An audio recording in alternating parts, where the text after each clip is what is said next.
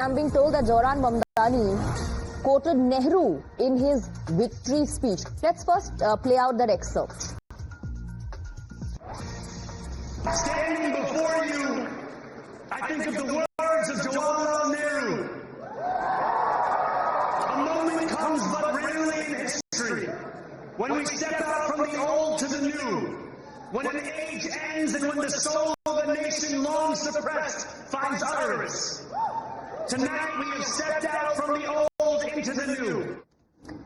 Rishabh is joining us in the broadcast with more details on that. Rishabh, we just heard that excerpt, Mamdani quoting Jawaharlal Nehru. And like I said, the impact of his win and the statements that he has made in the past is being felt in Indian politics as well. He, in fact, gives more talking points that there are going to be multiple political reactions, perhaps leading to a face-off. Well, if we talk about Mamdani, yeah, it's very early to say this, but Mamdani has become one Democrat who is being discussed all over United States and actually, overseas as well here in India. Since morning we have been discussing Mamdani, and for last 2 to 3 months for his statements regarding India or Indian leaders have been resonating in media as well. So Democrats do see, that he could go long. He is just 34.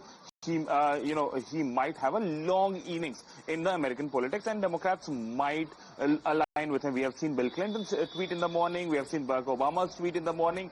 All the Democrats are now congratulating him. Also, all these tweets are very futuristic in nature, looking toward the future of Democrats as well. So Mamdani, if goes into poll, after polls and, delivers on what he has promised during the campaign, can be an important factor in 2028 as well. Here on, when his speech was here, it was an electrifying speech where he looks very unapologetic about his identity, his thoughts, his standing, his leaning.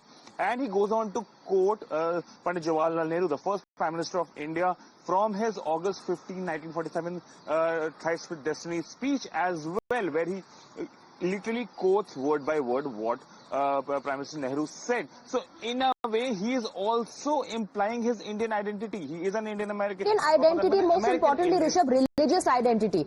He has not let anyone forget that during the campaigns as well, and now in the victory speech also. Zohran Mamdani does not let anybody forget his religious identity. He says, I'm going to apologize for being a Muslim.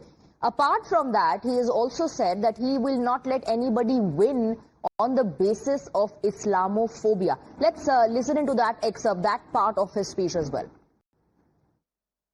And we will build a city hall that stands steadfast alongside Jewish New Yorkers, where the more than 1 million Muslims know that they belong.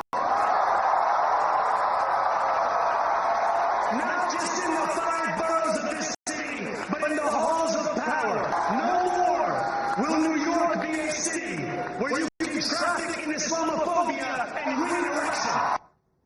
I want to go across to Mr. Mehta. Mr. Mehta, what are your views on the excerpt that we just heard on the issue of Islamophobia? Not the first time that he's talking about his religious identity or, emphasizing on that issue. During the campaigns as well, Zohran Mamdani kept raising this issue and also made several comments on the Indian politics.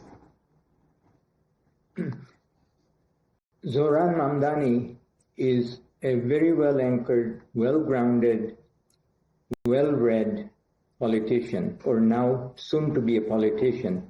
He has clearly understood the import of the moment.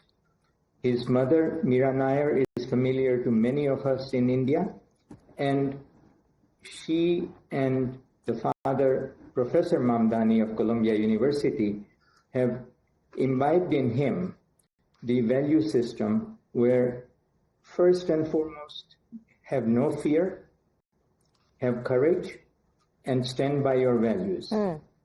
But do you believe the Indian American and the Hindu diaspora, the Indian American and the Hindu diaspora is going to be, comfortable with this, given how the diaspora has actually condemned, criticized Zohran Mamdani for certain statements that the diaspora claims were Hindu-phobic in nature?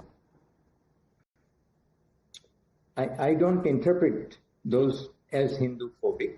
He is simply standing up for independent judgment of him as an individual, regardless of his religious belief, his Hindu upbringing, or Muslim upbringing. He is, I think, recognizing the balance that we need to achieve in our society and focus on merits. And that is where I believe he has a chance to succeed.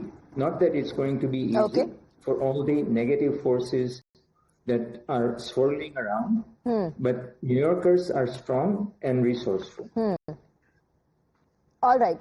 Politics actually on the issue has begun here in India as well. I'm being told that Abhishek Manu Singhvi has put out a post. Let's bring that on the screen. So Abhishek Manu Singhvi has said, Mamdani victory shows that liberal values still prosper in Trumpian USA, that youth, energy and dynamism matter. Disruptors do catch the imagination of the voting public. Islamophobia can work only thus far and no further. If you can make people believe in your capacity for change, they will shed their phobias, vested interests and fears. USA's most important city and one of world's most iconic cannot be controlled by Trump. And there are a lot of reactions, in fact, coming in. We will focus on those as well as to how Indian politics seems to have been impacted because of this and the kind of reactions coming in from across party lines. For the moment, a quick break, gentlemen.